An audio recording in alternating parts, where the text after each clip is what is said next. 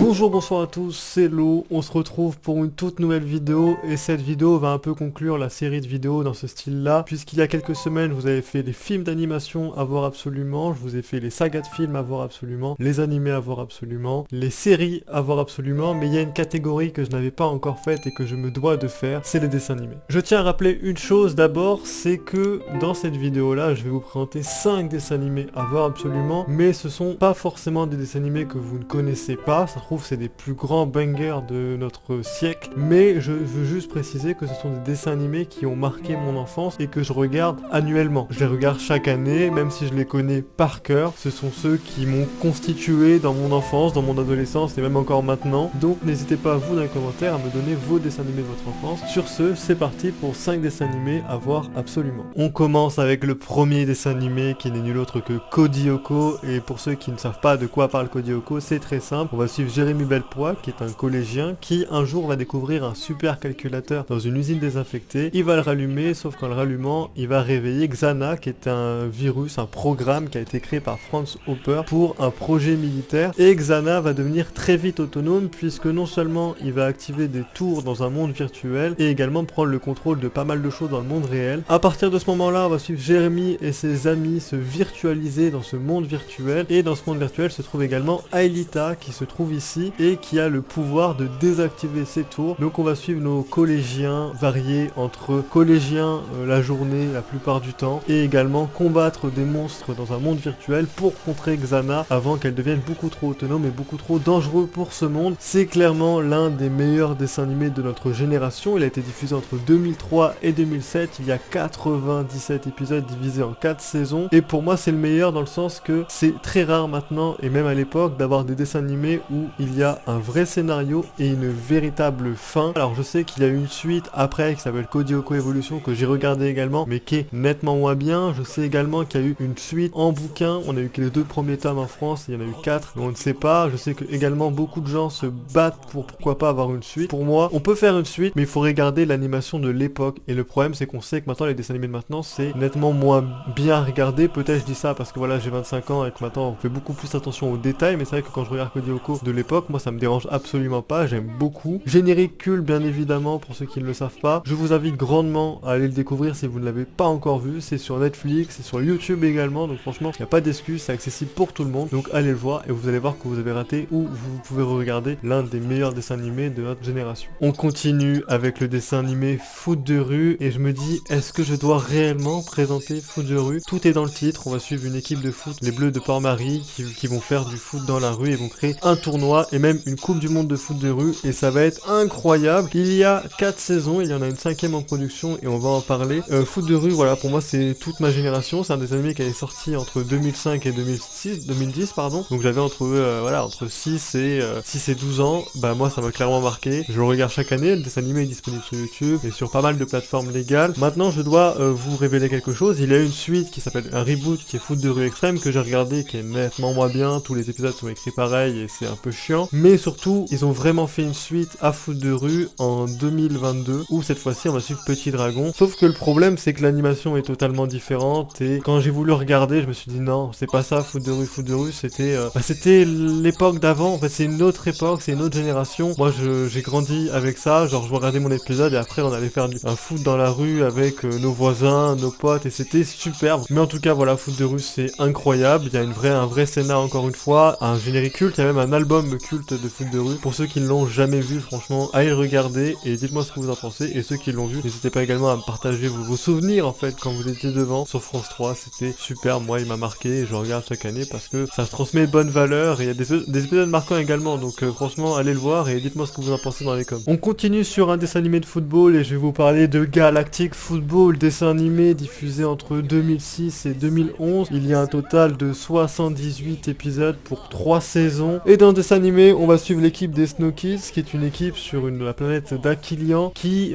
grâce à le souffle d'Aquilian, vont pouvoir pratiquer le foot dans un monde un peu futuriste. Et on va suivre la Galactic Football Cup, où différentes équipes de différentes planètes vont s'affronter comme une coupe du monde. Et ce dessin animé est un banger. Et d'ailleurs, faut que je vous le dise, il n'y a pas de fin à ce dessin animé. Il a été annulé à l'époque parce qu'au bout de 3 saisons, faute d'audience, le dessin animé a été arrêté. Et donc, il se termine par une fin en cliffhanger, mais sans réelle suite. Et c'est vraiment ma plus grosse frustration à chaque fois que je regarde ce dessin animé, je kiffe les 2 premières saisons, mais de malade mental. La troisième, elle est un peu différente parce qu'on nous chamboule un peu beaucoup de choses dans les équipes et même dans l'univers, mais elle est quand même appréciable. Et finalement, au moment où tu te dis vas-y, la saison 4 va être incroyable, il n'y a pas de fin, et c'est la plus grosse frustration parce que 13 ans après, ce dessin animé est un classique pour toute une génération. C'est frustrant, je sais que beaucoup militent pour faire une suite, pour avoir enfin en fait une fin à ce dessin animé, sauf que pareil, encore une fois, s'ils le font, est-ce qu'ils vont garder la même animation qu'à l'époque ou est-ce qu'ils vont faire l'animation de 2024, et ça peut rendre beaucoup moins bien, même si ce dessin animé là avait quand même cette force de mélanger 2D et 3D, donc c'était quand même incroyable. Je pense que ce dessin animé là pour l'époque c'était un putain de banger, et excusez-moi du terme, faut que je le dise, moi j'ai adoré voilà le dessin animé de football. Pourquoi comparer foot de rue d'ailleurs et Galactic Football? Ok, c'est le foot, le thème, on s'en fout, les deux sont incroyables, et voilà, donc je suis assez frustré qu'il n'y ait pas de suite. Et d'ailleurs en écrivant cette vidéo, j'ai découvert que les Russes en 2020 ont sorti un film qui s'appelle Cosmo Ball et qui est inspiré de Galactic Football. Alors le film a fait un échec, mais en même temps je n'en avais jamais entendu parler, je sais même pas s'il a été diffusé à l'international, mais pourquoi ils en ont pas parlé? Donc si quelqu'un parmi vous a vu le film Cosmo Ball, est-ce que il était très bon? Parce qu'en vrai, adapter Galactic Football en film live, ça peut être incroyable, et s'il y en a qui écoutent ça et qui veulent le faire, faites-le, je pense que ça peut cartonner. Et pour ceux qui veulent regarder ce dessin animé, il est disponible sur Sisplay, sur YouTube et sur d'autres plateformes légales, donc je vous invite à aller le voir, il est pas très long et franchement il est génial. On continue avec le dessin animé Titeuf. Alors j'ai beaucoup hésité à le mettre dedans, mais je le regarde régulièrement. Alors pour ceux qui ne savent pas, il y a 4 saisons, 326 épisodes, attention je nuance, les épisodes font 7 minutes, donc en vrai ça va. Et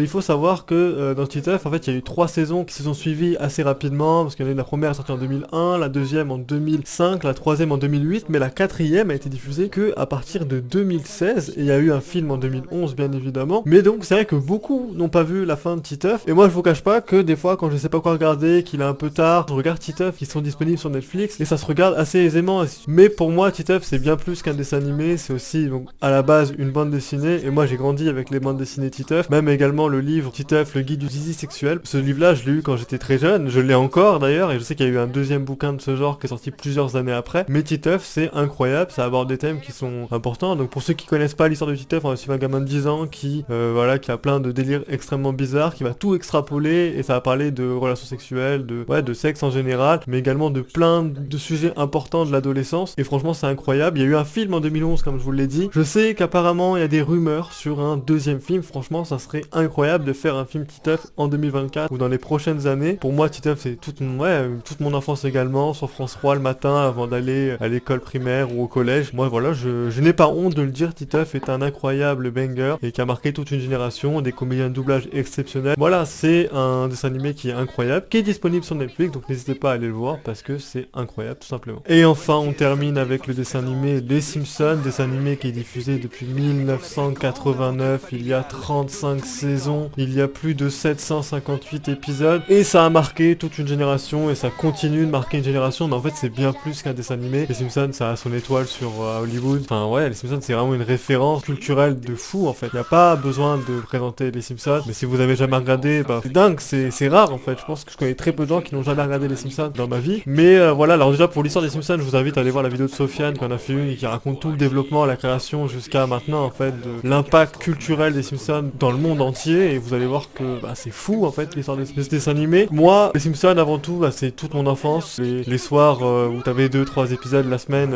sur W9 avec un générique de pub qui était dédié aux Simpsons, et le samedi soir t'avais une soirée des Simpsons de 21h jusqu'à tard la nuit, et c'était incroyable. Après quand tu grandis un peu plus, j'ai pu avoir à l'époque le Canal Plus Family, etc. Donc en fait j'avais en avance les saisons 20, 21, 22 à cette époque là, et c'est vrai que sur W9 ils avaient un peu de retard, comme souvent on a les saisons un peu précédentes, mais vraiment très précédentes, et maintenant voilà c'est 35 saisons. Alors je continue de regarder toujours, hein, c'est diffusé sur Disney+. Maintenant je dois avouer que depuis 5-6 saisons je trouve les Simpsons moins bien qu'à l'époque. On se rend compte que on essaye beaucoup de censurer les Simpsons, il y a des scènes à l'époque qui étaient incroyables, et voilà, ça faisait vraiment une critique de la société, et ça abordait des sujets qui pouvaient être très durs, mais qui le faisaient à la fois de façon humour absurde, mais avec un vrai message de fond. Mais maintenant je trouve qu'il y a moins ça, on essaye plus d'aborder des thèmes un peu festifs, et sur quasiment des saisons complètes. J'apprécie moins, mais il y a des épisodes qui m'auront marqué et qui continueront de me marquer quoi qu'il arrive. C'est incroyable, les jeux vidéo, le film également. D'ailleurs, il me semble, depuis quelques mois, il y a beaucoup de bruits qui disent qu'un deuxième film serait en préparation. rappelle que le premier est sorti en 2007, on est 17 ans après, et le film est toujours aussi culte, hein, vraiment c'est incroyable, et pour l'époque 2007, regardez-le, vous allez voir que l'animation est toujours aussi incroyable, c'est vraiment un univers de malade mental ce dessin animé, donc voilà, je vous invite à aller le voir si vous ne l'avez jamais vu, allez sur Disney+,